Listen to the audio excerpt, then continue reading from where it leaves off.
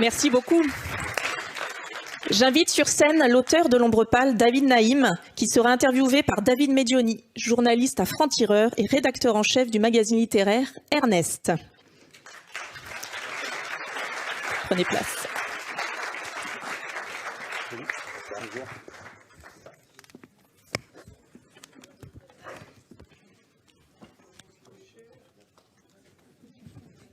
Bonsoir à tous, bonsoir David. Bonsoir à tous. Alors, on a entendu quelques mots de votre premier roman, L'Ombre Pâle, qui est un roman que personnellement j'ai adoré, que j'ai vraiment beaucoup aimé. J'ai aimé cette quête identitaire, cette histoire d'identité, de recherche d'identité, de recherche de mémoire aussi. Qu'est-ce que ça veut dire que la mémoire d'une famille? Qu'est-ce qu'on prend avec nous? Qu'est-ce qu'on garde? Et qu'est-ce qu'on finalement on décide de laisser? J'avais par moments l'impression de lire à la fois du Woody Allen, mais aussi du Philip Roth et un peu de Fab Caro par moments. Moi, je me suis vraiment marré aussi en lisant ce livre. Alors il y a ce moment où le roman débute vraiment avec Simon, donc qui découvre que son père est mort, et puis ensuite il est chargé des obsèques et il découvre 2 talis entremêlés pour faire justement les préparatifs des obsèques de son père. Est-ce que vous pouvez juste nous expliquer la symbolique de cette découverte des 2 talis et qu'est-ce que ça implique ensuite dans la narration de votre livre? Bien sûr. Le talit dans la religion juive, c'est un objet extrêmement précieux, très chargé de symboles. C'est le châle de prière qu'on reçoit en général à sa majorité religieuse quand on va vers 13 ans. Et c'est un tissu qui vous accompagne en fait toute votre vie.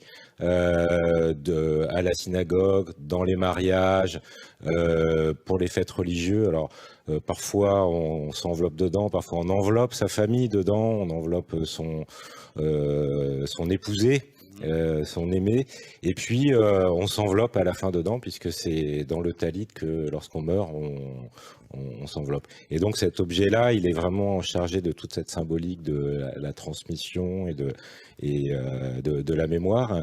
Et ça m'a paru en fait l'objet naturel pour parler justement de l'histoire de Moïse et de l'histoire de son père.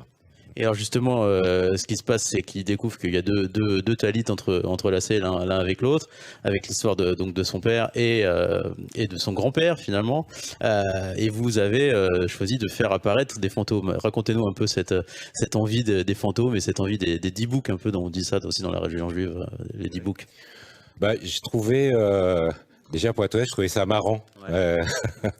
C'est ce que je me disais, c'est très drôle comme livre. Je trouvais ça amusant d'avoir un dialogue entre un fantôme, d'avoir un dialogue à 3 entre un homme vivant, un fantôme, et un homme ni vivant ni mort, parce qu'on ne sait pas, mais inventé par l'un au service de l'autre. Donc il y avait ce mélange de fiction, de vie, de non-vie, que je trouvais intéressant à explorer, qui me plaisait. J'aime bien les fantômes, je crois aux fantômes. Et alors il y a aussi justement dans ces fantômes, dans les discussions qu'ils ont, sans révéler évidemment le livre que je vous engage à lire, c'est dans les discussions qu'ils ont, il y a vraiment ce moment de invente-toi des histoires finalement pour accepter ce que tu comprends pas. Est-ce que c'est un peu ce que vous avez voulu transmettre aussi à travers ce livre?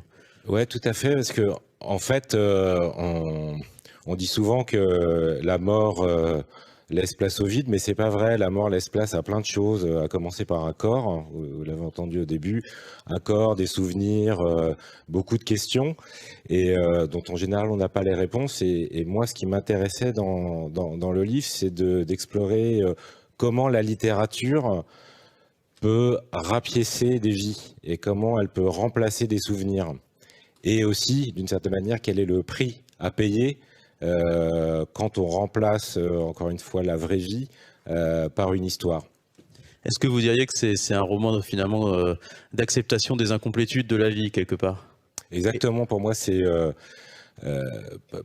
trouve qu'il y a quelque chose de très beau dans la mort et dans la disparition des êtres qui nous sont chers. C'est le potentiel de création qu'il y a dans la mort.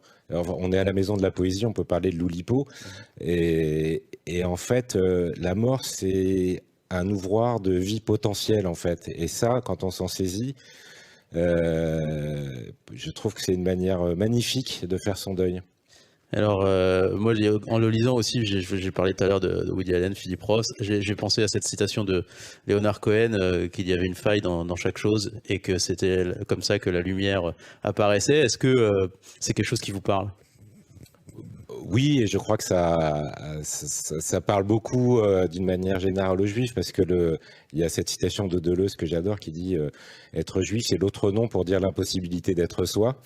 Et l'incomplétude, c'est au cœur du judaïsme. Et vraiment au cœur, c'est-à-dire que toutes les personnages tutélaires du judaïsme sont toutes des personnes incomplètes. Moïse était bègue, il n'a pas vu la terre promise, il s'est arrêté juste avant. Abraham était stérile, et je pourrais continuer comme ça. Hein. Donc oui, cette incomplétude, c'est pour moi un élément essentiel, je dirais, de ma vie déjà. Et alors, dernière petite question, qu'est-ce qui vous a donné, qu'est-ce qui a été le déclencheur de cette envie d'écriture ? Le déclencheur de cette envie d'écriture, c'est... alors il y a un déclencheur très concret, c'est évidemment la disparition de mon père. Et puis après, c'est plus que ça, c'est que j'ai mis 40 ans, en fait, c'est long, à résoudre une grande question. C'est pourquoi écrire ?